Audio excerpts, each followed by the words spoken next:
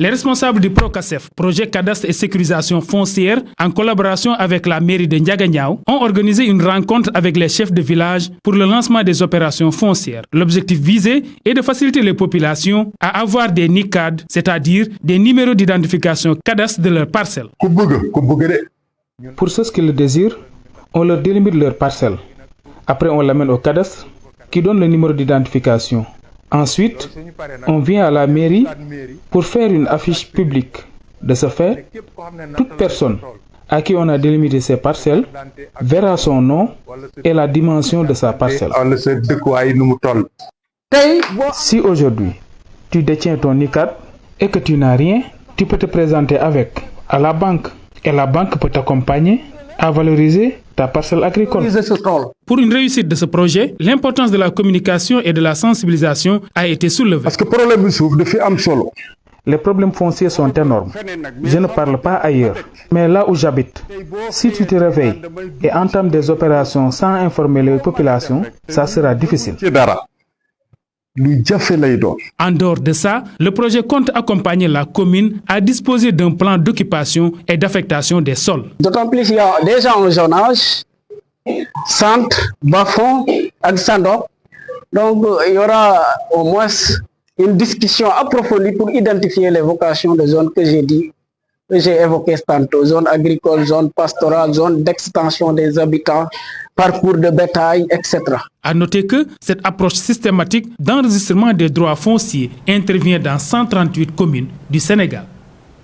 Pape Kairé, ces derniers temps, l'insécurité est devenue une préoccupation majeure sur l'ensemble du territoire national et face à cette situation, le ministère de l'Intérieur a décidé de faire de la sécurité publique l'une de ses priorités en renforçant la sécurité des zones urbaines et en mettant en place des initiatives telles que l'écarquessure et cette vision est largement appréciée par la population. C'est un reportage de Jainaba Oumar Sow.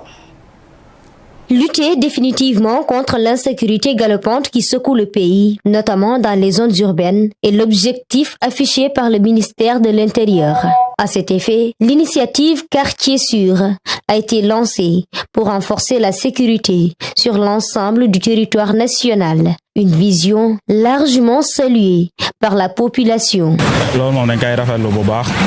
C'est à saluer vraiment parce qu'il n'y a pas de sécurité dans le pays. C'est une bonne initiative. Ça peut lutter contre l'insécurité notée dans le pays. Toutefois, les citoyens interrogés estiment que pour venir à bout de ce fléau, une collaboration étroite entre les forces de défense et de sécurité et la population est indispensable. Les citoyens doivent aider les forces de défense et de sécurité pour leur faciliter la tâche. Donc, on doit travailler ensemble. Mais parfois, les forces de défense et de sécurité ne nous font pas confiance, alors que nous luttons la même cause. Afin de faciliter cette synergie, ils invitent les FDS à être plus accessibles et proches des citoyens. Ils doivent nous ouvrir leurs portes pour qu'on puisse exposer nos doléances. Ils doivent être joignables, mais tel n'est pas le cas. Ils doivent être professionnels et qu'ils revoient leur façon de faire. Lors du vote du projet de budget de son ministère, le ministre de l'Intérieur a réaffirmé sa détermination à combattre l'insécurité dans les zones urbaines. Il a également annoncé l'adoption d'une nouvelle doctrine de police de proximité visant à transformer en profondeur les relations entre la police, la gendarmerie et les populations pour instaurer un climat de confiance et de sécurité durable. Merci Jainaba Oumar Sow. Pour finir, comme chaque année, la communauté chrétienne de Tivaouane a célébré Noël dans la paix et la ferveur. La traditionnelle messe de Noël a enregistré une forte présence des fidèles pour marquer la naissance du Christ sauveur de l'humanité. Chérif Abdul Aziz Touré a tendu son micro au père Ernest Ngorfei et Jacqueline Thiaw pour recueillir leurs impressions.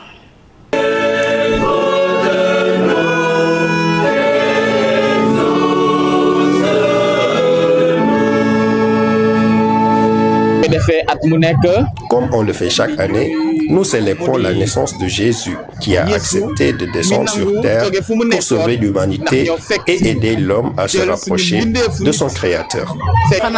Je suis très contente de célébrer ce jour de la nativité du Christ, qui est d'une grande importance pour nous les chrétiens et le monde entier. En effet, Jésus prône la paix et je crois que tout le monde veut la paix, que ce soit les musulmans, catholiques ou animistes. Nous sommes heureux et prions pour la paix dans le monde.